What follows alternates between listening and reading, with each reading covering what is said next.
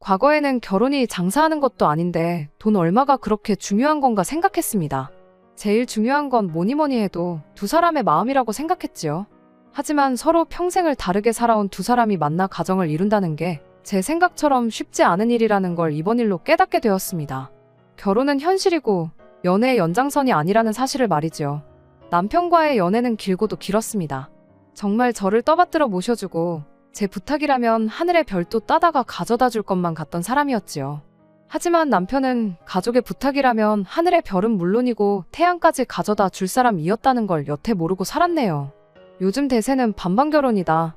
남자가 집을 해와야 한다, 그런 이야기. 결혼을 결심하고 난 뒤에 귀에 딱지가 않도록 들어온 말이지만 저는 친정에서 집을 해줬어요. 집 구할 때 조금 욕심을 내서 대출 1억 끼고 제가 여태껏 일하면서 모아놓은 돈까지 전부 탈탈 털어서 좋은 위치에 있는 집을 구했습니다. 결혼해도 계속 맞벌이 생활을 유지할 계획이었기에 두 사람 벌이로 대출 1억 이자 내는 거 부담 없었고, 사실 대출까지 받아가며 욕심을 냈던 이유도 아파트부터 해서 그 주변 지역까지 호재가 너무 많았던지라 그냥 몇 년 살기만 해도 집값이 대출받은 돈보다 훨씬 더 많이 오를 거라는 확신이 있었거든요. 친정에서 집 하는데 돈을 다 해준 이유는 별거 없었어요. 남편과 저희 집 형편이 조금 차이가 났거든요. 하지만 친정에서도 남편이라는 사람 됨됨이 하나만 보고 결혼을 허락해주고 집을 해주시기로 결정을 하셨던 거죠. 당장 집안 형편 차이가 난다지만 저희 집이 뭐 재벌 정도 되는 급도 아니고 그냥 부모님 노후 준비 넉넉하게 되어 있고 어디 가서 아쉬운 소리 할 일은 없겠구나 싶은 정도였거든요. 그러니 당장 돈 얼마 차이 난다고 해서 무작정 결혼을 반대하기보다 남편의 사람 됨됨이를 좀 더 파악해 보기로 하셨던 것 같아요. 그리고 남자라면 모름지기 생활력이 가장 중요한 거 아니겠냐 하시며 남편의 다른 장점인 생활력에 기대를 하면서 결혼을 허락하셨던 거고요. 저희 부모님께서도 현재는 넉넉한 형편이지만 처음 결혼 생활 시작하셨을 땐 상황이 썩 좋은 편은 아니셨답니다. 어려웠던 양가 가정 형편 속에 아무 도움 없이 결혼했고 두 사람 생활력만 가지고 맨땅에 헤딩을 해서 현재까지 오게 되신 거였고요. 그러니 생활력 있는 남편에게 기대를 하셨던 거예요. 남편이 저랑 연애하던 당시에도 주말에 저랑 따로 만나는 약속이 없다거나 하면 아는 지인 가게에 나가서 일을 돕고 일당 받아오는 식으로 투잡을 뛰었고, 회사 퇴근한 뒤에도 몸이 덜 피곤하면 대리운전도 나가고 배달일도 나가고 하면서 부업을 하는 식으로 돈을 모았었거든요. 홀어머니와 동생을 대신해 가장 노릇을 하느라 그런 것도 있었지만 그렇다고 해서 가족들한테 전 재산 퍼다 나르고 그러는 사람은 또 아니었어요. 비록 많은 금액은 아니었을지라도 그 어려운 상황에서도 저희 부모님이 해주신 신혼집에 혼수도 가득 채우고 리모델링 비용에 결혼식 비용까지 싹 다 남편 돈으로 할 수 있을 만큼 돈을 모아놓았었거든요. 저희 부모님도 남편의 그런 점을 높게 사셨던 것 같습니다. 그래서 결혼을 허락해주고 시작할 때 집이 있고 없는 게 차이가 클 거라며 큰 돈을 내주시면서 집을 해주셨던 거예요. 그리고 저희가 결혼 이야기가 본격적으로 나오기 시작할 때쯤 남편의 여동생, 그러니까 신우 또한 취직에 성공을 하게 되면서 그동안 남편이 혼자서 해야만 했던 집안 대들보 노릇을 이어갈 필요가 없어졌고 그 부담이 사라지게 되니 저희 결혼이 정말 빠르게 진행되기 시작했어요. 결혼하면서 남편이 먼저 저에게 어렵게 꺼낸 말이 있었는데 그건 결혼을 하고 나서도 시어머니한테 용돈은 계속 드리고 싶다는 말이었습니다. 그걸 못하게 할 이유는 전혀 없다고 생각했어요. 왜냐하면 저도 똑같이 친정부모님께 매달 30만 원씩 액수 얼마 되지도 않는 돈이나마 용돈하시라고 보내드릴 계획이었거든요. 친정부모님 재산이면 안 받아도 필요 없는 돈이긴 했지만 집도 해주셨으니 저도 이렇게나마 감사함을 표현할 계획이었었어요. 그러니 제가 남편의 결정에 더더욱 반대를 할 수 없었습니다. 저는 해도 되는데 남편은 하면 안 된다고 할 수는 없었으니까요. 아무튼 남편도 저랑 비슷한 금액선에서 용돈을 드리는 걸로 그 이야기를 끝냈습니다. 그 후 저희는 결혼식을 올리고 여느 다른 사람들과 다를 바 없는 행복한 결혼 생활을 보내게 되었습니다. 결혼 후 얼마 지나지 않아서 저희 집 주변에 새로 또 지하철 노선이 하나 들어온다는 호재까지 생기고 실제로 주변 지역이 많이 재개발되면서 덩달아 집값이 많이 오르게 되었어요. 그리고 저희도 저희 나름대로 알뜰살뜰하게 모아서 현금도 꽤나 모아놓은 상황이었고요. 그렇게 2년 조금 넘는 기간 동안 행복한 결혼 생활을 잘 보내고 있었는데 몇 달 전에 그 행복이 꼬이기 시작했습니다. 언젠가부터 남편이 퇴근하고 집에 오면 한숨만 픽픽 내쉬고 멍하니 생각에 잠겨있고 그랬어요. 그러다가 퇴근하고 집에서 놀고만 있는다고 뭐 돈이 하늘에서 떨어지냐며 총각때 하던 대리운전이나 배달 같은 부업을 다시 시작했어요. 퇴근하고 같이 저녁 식사를 하면서 그날 하루 어땠는지 그런 사소한 이야기 나누는 게 낙이었는데 남편은 그 소확행보다 돈이 더 중요하다고 하면서 퇴근 후에 또 일하러 나간다고 밖으로 나가버리니 저는 저 사람이 왜 저러나 싶었죠. 그러다가 결국 주말에까지 과거 나가던 지인 가게에 출근을 또 하기 시작했어요. 그렇게 되니 하루에 무슨 일이 있었는지 그런 소소한 대화를 나누기는커녕 한 집에 같이 살면서 잠만 같이 잘 뿐이지 얼굴 보기도 힘든 게 마치 룸메이트나 다름이 없더군요. 게다가 새벽 시간에 집에 돌아오는 날이 잦아지니 남편이 도어락 열고 들어오는 소리에 잠에서 깨기도 하고 평소 들어오는 시간보다 늦어지면 신경이 쓰여서 잠도 제대로 못 자고 그렇게 되더라고요. 아무리 돈이 좋아도 이건 아니다 싶어서 남편한테 우리 집값도 엄청 많이 올랐고 저금도 상당하지 않느냐. 내가 어디서 돈 더 벌어오라고 시키는 것도 아닌데 왜 그렇게 몸을 혹사를 시키지 못해 안달이냐고. 그냥 여태까지 하던 대로만 해도 우리 사는데 돈 부족할 일 없고 어려울 것도 없다고 너무 조급해하지 말라는 이야기를 꺼냈습니다.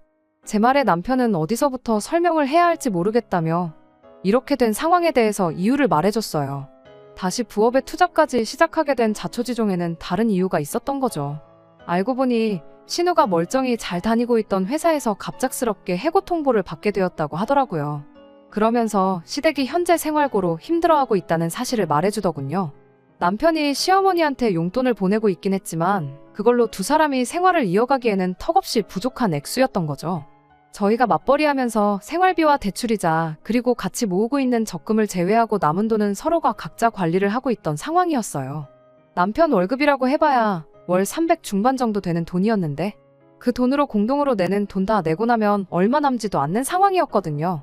시어머니 드린다던 용돈까지 빼면 더더욱 모자랐을 거예요. 그런 상황에서 남편이 마련해야 하는 돈이 이젠 용돈 수준을 넘어서 신우와 시어머니 두 사람 생활비가 돼버렸으니 그걸 혼자 충당하려니 투잡 쓰리잡을 해도 돈이 모자라도 한참 모자랐던 상황이 돼버린 거죠. 보니까 점심도 거르고 그 돈까지 싹 다 긁어서 보내주고 그랬더라고요. 직장인 점심값 해봐야 얼마나 한다고 말이죠. 답도 안 나오는 상황이었고 결혼하면서 그만하기로 했던 대들보 노릇을 다시 하게 된 걸 알게 되니 정말 까마득했습니다. 하지만 그렇다고 당장 가족들이 밥을 굶게 생겼는데 모르는 척 하라고 할 수도 없는 노릇이었어요. 신우가 해고를 당하긴 했지만 아직 나이도 어리고 그간 회사 다니면서 쌓인 경력도 있으니 금방 다시 취직을 하지 않겠냐, 그때까지 당분간만 이렇게 하면 안 되겠냐 부탁을 해오는데 제 월급까지 해서 시댁 생활비를 내주겠다고 나설 수도 없었고 그저 신우가 하루빨리 다시 일자리를 구하길 바라는 것 말고는 제가 할 수 있는 일이 없었습니다. 그렇게 모든 사실을 알게 되고 난 뒤 얼마 지나지 않아 신우의 새로운 소식을 듣게 되었습니다. 그 소식이 신우가 다시 취직을 해서 남편이 더 이상 투잡을 해도 되지 않아도 되는 상황이라는 소식이었다면 더할 나위 없이 좋았겠지만 그런 꿈만 같은 소식은 아니었네요. 아니, 따지고 보면 이게 꿈인가 생시인가 싶을 정도의 소식일 수도 있겠네요. 신우가 해야 할 취업은 안 하고 임신을 했다는 소식이었으니 말이죠. 신우가 결혼해서 가정을 이루고 있던 상황이라면 당연히 축하할 일이었겠지만 그게 아니니 정말 복장이 터질 노릇이었습니다. 신우의 임신 소식과 함께 알게 된 또 다른 새로운 사실이 가관이었습니다. 애초에 신우가 멀쩡히 잘 다니던 직장에서 왜 갑작스럽게 잘렸는지 항상 의문이었는데 알고 보니 해고 통보를 받은 게 아니고 신우가 자기 발로 회사를 나갔던 거였어요. 같은 회사 다니던 직장 동료와 눈이 맞았다고 하더라고요. 문제는 그 직장 동료라는 사람이 애까지 딸린 가정이 있는 남자였다는 거고요. 거의 신우가 회사 들어가자마자부터 그런 사이였던 것 같은데 결국 꼬리가 길어서 들켜버리게 되었나 보더라고요. 둘 중에 한 명이 회사를 나가야 하는 상황이었는데 누가 시키지도 않았는데 신우가 그 사람은 지켜낼 가정도 있고 아이도 둘이나 된다고 모든 책임을 떠안고 자기 발로 회사를 그만뒀다는 거예요. 재미는 둘이서 봐놓고 그 책임은 신우 혼자 지게 되었으니 그것만 해도 답답해 미칠 노릇이었는데 더 어이없는 건 그렇게 회사까지 지 발로 그만둔 신우가 이젠 눈치 볼 게 없어서 그랬는지 회사 그만두고 나서도 그 사람을 계속 만났던 거예요. 신우 아이는 그 사람의 아이였던 거고요. 신우 소식에 시어머니는 머리 싸매고 드러누우셨고 신우는 신우대로 혼란스러워 보였습니다. 그 아이를 낳고 말고는 다 큰 어른인 신우가 결정할 일이라고 생각했고 제가 왈가왈부할 필요도 없다고 생각했어요. 제가 달리 해줄 수 있는 건 없었고 대신 신우한테 일단 비상금으로 가지고 있으라고 남편이 보내주던 생활비와는 별도로 제 돈에서 300만 원 인출해 보내줬습니다. 신우는 그 돈을 받고도 별로 고마워하는 눈치는 아니었어요. 저도 생생내겠다고 보내준 돈이 아니기도 했고, 신우도 그 상황에 심적으로 많이 힘들고 혼란스러울 테니 제 정신이 아니겠구나 싶어서 그걸 가지고 트집 잡고 그러지는 말자 생각하고 그냥 넘어갔습니다. 그 날로부터 2달이 지났는데 신우에 대한 별다른 소식이 없는 걸로 보아 신우는 그 아이를 낳기로 결심을 한 듯 보였습니다. 하지만 저도 여기서 냉정하게 하나 짚고 넘어가야 할 일이 있었으니 그건 남편이 보내주는 생활비 문제였습니다. 남편이 몇 달 동안 투잡까지 뛰어가면서 대주던 생활비를 그만해야 될 때가 왔다는 생각이 들었거든요. 신우가 그런 결정을 내린 건 자기가 책임질 수 있으니까 가족들과 아무런 상의도 없이 그런 결정을 내렸던 거 아니겠어요?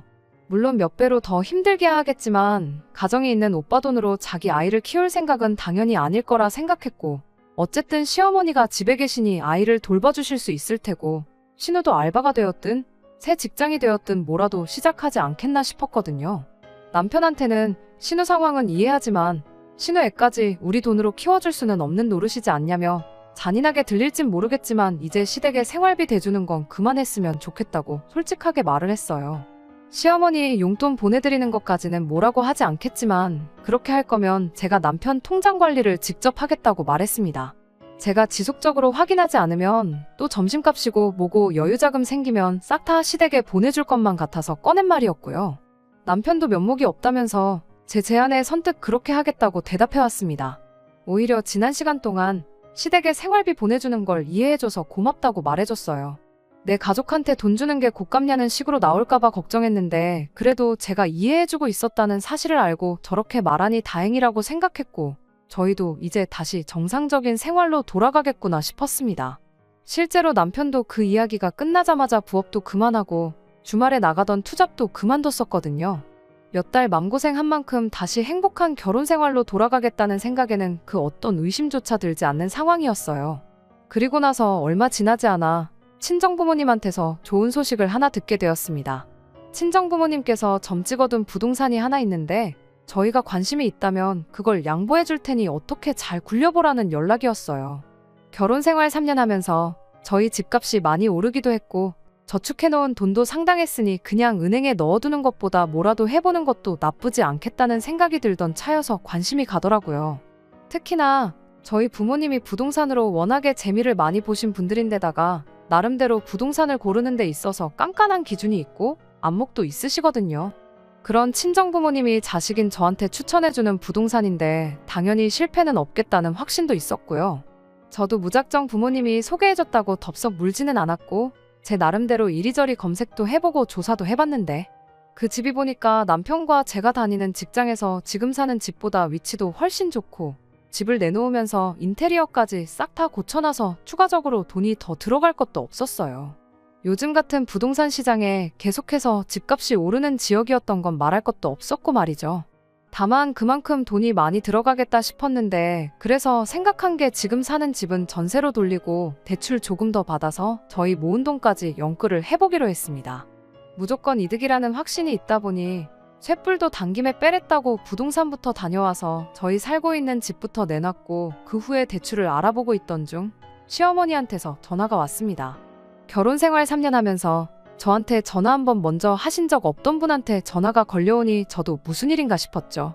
대뜸 저한테 물어보는 말이 살고 있는 집 전세는 나갔냐고 묻더라고요. 부동산에 내놓긴 했지만 요즘 전세 매물이 잘 빠지지도 않고 내놓은 지도 얼마 되지도 않았기에 아직 연락 온 곳은 없다고 대답했어요. 제 대답에 한껏 밝아진 목소리로 시어머니가 제게 그러면 그 집에 신혼의 부부를 살게 하면 어떻냐고 묻더라고요. 살게 해달란 말은 둘째치고 신혼의 부부라니 그게 무슨 소린가 했습니다. 그 이후로 시간이 얼마나 길게 지난 것도 아닌데다가 신우 결혼식이 있었다면 제가 안 갔을 리가 없는데 대뜸 신혼의 부부라니 무슨 소리인가 싶었어요. 자세한 이야기는 나중에 이야기해 줄 테니 일단 살게 해줄 거냐 말 거냐부터 계속 물으시더라고요. 그래서 저는 얼마까지 생각하시는가 물어봤어요. 아무리 전세라고 해도 주변 시세가 3억 중후반에서 4억 사이로 나가고 있는데 솔직히 조금 의아하긴 했죠. 저희 집에 전세로 들어올 정도면 사실 조금 외곽이나 경기도권만 가도 전세 말고 매매로도 집을 구할 수 있는 큰 돈이었으니까요. 한 식구끼리 서로 돕는 거라지만 저희도 새 집 구하면서 새로 또 대출을 받게 되는데 전세가를 낮게 해주면 해줄수록 저희 대출액이 늘어나게 되는 건 당연한 일이었으니 부담스럽기 짝이 없었습니다. 그런데 이어진 시어머니 말에 제 귀를 의심할 수밖에 없었어요. 조금 무리해서라도 최대한 맞춰줘야겠구나 자포자기하고 있었는데 시어머니는 가족끼리 무슨 돈을 받냐며 애들이 무일푼이라 어디 들어가 살만한 전세보증금 모을 때까지만 살게 해주라고 너무나도 당연하다는 듯이 말해왔으니까요. 세상에 4억짜리 집에 공짜로 들어와서 살게 해달라고 할 줄은 몰랐으니 저도 모르게 큰 소리를 내며 놀라고 말았습니다. 그건 말도 안 되는 소리라고, 저희도 그 집 전세로 나가고 대출까지 받아야 새 집으로 이사가게 되는 거라고 남편이 그런 말은 안 해줬냐고 따져 물었습니다.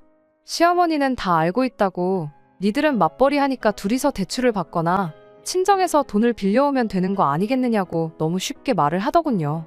더 이야기했다간 정말 안 좋은 소리까지 나올 것 같아서 일단 남편하고 상의해보겠다 말하고 전화를 끊었습니다. 상의해보겠다고 했지만 남편한테 좋게 이야기해서 거절하라고 할 심산이었어요. 그래도 시어머니인데 제가 싫은 소리 하는 것보다 남편이 좋게 말하는 게 더 나은 방법이라 생각했던 거였죠. 그리고 저녁 때가 돼서 퇴근한 남편과 있었던 일에 대해 이야기를 나눴어요. 그런데 남편도 시어머니랑 똑같은 이야기를 하더군요. 다른 사람도 아니고 내 남편한테서 생각지도 못한 대답을 듣게 되니 피가 거꾸로 솟는다는 말이 무슨 말인지 알겠다 싶을 정도로 혈압이 오르더라고요. 남편은 제 분위기를 살피더니 신우가 처한 상황이 너무 안쓰러워서 그런다며 신우 이야기를 꺼내더군요. 신우가 만나던 그 남자가 결국 지 처자식을 뒤로하고 신우랑 함께 하기로 했답니다. 그래서 시어머니가 그 둘을 두고 부부라고 했던 거고요. 그런데 문제는 그 남자 집에서 이혼을 안 해주겠다고 나왔답니다. 정확히는 이혼은 해줄 수 있지만 그럴 거면 전 재산 다 내놓고 몸만 나가라고, 그러면 합의 이혼을 해주겠다 나왔다네요. 매달 줘야 하는 양육비는 말할 것도 없고요. 아무튼 그 조건이 아니면 이혼은 없다고 나왔답니다. 그 와중에 신우는 정신 못 차리고 무늬만 아빠는 싫다고 해달라는 대로 다 해주고 이혼을 하라고 강요를 했고 결국 그렇게 두 사람은 결혼식은 일단 미루고 살림 먼저 합치게 되었다는 거예요. 그런데 당장 개털인 남자가 몸만 들어왔는데 집이고 뭐고 구할 방법이 없는 와중이었다는데 그때 저희가 마침 타이밍 좋게 집을 전세로 내놓은 상황이었던 겁니다. 남편은 조카도 몇 달 뒤면 태어날 텐데 집도 절도 없는 동생네 노숙은 시킬 수 없지 않느냐며 불쌍한 동생네 부부를 위해 저희 집을 내주자는 헛소리를 하고 있던 거였어요. 저희는 당장 맞벌이 하니까 대출 더 받는 거는 문제도 아니고 제가 원한다면 자기가 투잡 다시 뛰면서 대출이자를 전부 자기 돈으로 감당하겠다고 그러면 상관없는 거 아니냐고 나오는데 아주 답답해서 속이 터지기 일보 직전이었습니다. 남편하고 이야기해서 잘 해결해 보려고 했는데 이건 제가 신우 혹은 시어머니랑 직접 만나 단판 짓지 않으면 끝나지 않겠다는 생각이 들었어요. 일단 남편한테는 나는 더 할 말이 없으니 나중에 다시 이야기하자고 하고 다음날 퇴근 후에 저는 시댁으로 곧장 향했습니다. 시어머니도 눈치가 있는지 말도 없이 불쑥 찾아온 제가 무슨 이야기를 하러 온지 어느 정도 짐작을 했나 보더라고요. 저보고 한가족끼리 너무하다며 집을 달라는 것도 아닌데 내 딸이 들어가 잠깐 살게 해주는 것도 못 해주냐, 더군다나 맏며느리면 가족들을 위해 희생해야 하는 거 아니냐 하는 말도 안 되는 소리를 늘어놓더군요. 그렇게 신우 살 곳이 걱정되면 어머님 집에 같이 살면 되는 거 아니냐, 아직도 한 집에 같이 살고 있는데 사위 한 명 더 드리는 건 또 안 될 게 뭐냐고 따졌죠. 신우 애 태어나면 어머님이 애 봐주고 신우도 직장 다시 구해서 나 죽었소 하고 몇 년 맞벌이 하면 애 학교 가기 전에 독립할 돈 정도는 모을 수 있는 거 모르시냐? 굳이 내 집을 내줘야 하는 이유가 도무지 이해가 되질 않는다. 처음에는 저도 대화로 다른 해결책을 모색해볼 요량으로 제 생각을 이야기했는데 시어머니는 제 말에 그 집이 어디 네 혼자 집이냐고 제 말에 꼬투리를 잡더라고요. 설마 남편이 인테리어 비용한 거랑 혼수해온 거 가지고 소유권을 주장하려는 거냐 따져 물었어요. 그 말에 어디 그뿐이겠냐며 여태까지 대출도 같이 갚아오지 않았냐고. 네 혼자만의 집이라 생각하지 말거라 하는 겁니다. 대출이라 봐야 1억 받은 게 전부고 3년 동안 갚아봐야 얼마나 갚았겠냐고. 아직 반이반도 안 갚았는데 6천 들고 와서 4억 집이 공동소유라고 주장하는 게 말이나 되냐고 따졌죠. 인테리어 비용 2천에 혼수랑 여태까지 남편이 갚은 대출이자 당장 다 돌려주는 거 일도 아니라고. 지금 제가 여기까지 찾아온 이유는 내 집에 신우 살게 할 생각 없다는 거 확실하게 하러 온 자리니까 이야기 길게 하지 말자고 말했습니다. 시어머니는 제 말에 대답도 안 하고 지금 내 아들 내쫓는다고 협박이라도 하려는 거냐며. 너 니네 부모한테 가정교육 그렇게 받았냐고 아주 싸가지가 없다고 따지고 들더군요. 부모님 이야기까지 나오는 걸 보니 상황이 갈 때까지 간 것 같았고 더 되돌릴 수도 없겠다는 생각이 들었습니다. 그래서 저도 여과 없이 시어머니한테 한마디 했어요. 어머님이야말로 신우 가정교육을 어떻게 시켰길래 저 모양 저 꼴이냐. 멀쩡히 가정이 있는 남자 꼬시다 걸려서 직장까지 잘렸으면 거기서 적당히 하고 멈춰야지. 뭘 잘했다고 그 꼴을 당하고도 그 남자를 계속 만나다가 한 집안을 풍비박산을 내놓고 이제는 지 오빠 결혼 생활까지 파탄을 내려고 하고 있지 않느냐고. 저도 할 말 못할 말 가리지 않고 따발총 마냥 쏘아댔어요. 시어머니 얼굴이 시뻘개져서 곧 뒷목이라도 잡을 기세로 부들부들거리고 있더라고요. 돈 관리를 어떻게 했길래 신우 직장 잘리자마자 아들한테 투잡 쓰리잡을 시켜가며 생활비를 받아낼 때 알아봤어야 했다. 쉬지 않고 제 할 말만 계속 쏟아냈습니다. 집안까진 들어가지도 못하고 현관문 앞에 서서 시어머니랑 설전을 벌이고 있는데 벼랑간 벌컥하고 현관문이 열리는 소리가 들리더라고요. 반사적으로 고개를 돌렸는데 거기엔 남편이 서 있었습니다. 시어머니가 제가 찾아온 걸 보고 문 열어주기 전에 남편한테 전화부터 했었나 보더라고요. 그 전화를 끊지 않고 내버려둔 건지 시어머니랑 저랑 싸운 내용을 남편은 전화기 너머로 다 듣고 있던 상황이었나 보더군요. 그리고 그 자리에서 남편은 제가 아닌 가족을 택했습니다. 평생 저한테 화 한 번 낸 적 없는 사람이었는데 저를 향해 고래고래 소리를 치더군요. 어디 어른한테 말버릇이 그따위냐고 하면서 당장 무릎 꿇고 빌라고 하길래 무릎 꿇고 빌어야 할 사람이 누군데 이러냐. 당신 뜻이 뭔지 잘 알겠다 말하고 그 길로 시댁 현관문 밖으로 뛰쳐나갔습니다. 남편은 본능적으로 뭔가 잘못되었다는 걸 깨달은 건지 1분도 걸리지 않아 쫓아나와선 차가운 아스팔트에 두 무릎을 꿇고 싹싹 빌기 시작했어요. 이제 와서 무릎을 꿇는다고 뭐가 달라지겠냐. 그냥 당신은 하던 대로 가족들 대들보 노릇이나 하라 그러고 무릎 꿇은 남편을 뒤로 하고 제 갈 길을 갔습니다. 그러니 이제는 시어머니까지 쫓아나와 제 팔을 붙잡고 그제서야 없던 일로 하자면서 저보고 일단 집에 들어와서 이야기 좀 다시 해보자고 하더라고요. 더 이야기할 게 뭐가 있냐. 있어봐야 신우한테 뭐라도 하나 해주자는 소리지 않겠냐 말하고 나는 그 꼴을 보고 살 인내심이 없다고. 아드님은 돌려드릴 테니 망해버린 딸 인생 위에 아들 인생까지 희생시키시라 말하고 집으로 돌아왔습니다. 그 후로 집까지 쫓아온 남편이 자기가 앞으로는 자기 가족들 뒤로하고 저를 위해 살겠다며 계속 빌길래 당장 시댁 생활비 보내준다고 하루에 4시간만 자면서 투잡 쓰리잡도 마다않는 사람이 그게 가당키나 한 소리냐고. 그렇게 하는 것보다 남은 인생 가족들 위해 사는 게 더 빠를 거라 말하고 이혼하자 했어요. 이혼 안 해줄 거면 시어머니랑 신우한테까지 위자료 소송 걸고 당신이 그동안 벌어놓은 돈도 가능한 대로 최대한 다 뜯어가겠다 했더니 그제서야 조용해지더라고요. 어차피 이혼당할 거면 푼돈이라도 건져서 가는 게 좋겠다고 생각했나 봐요.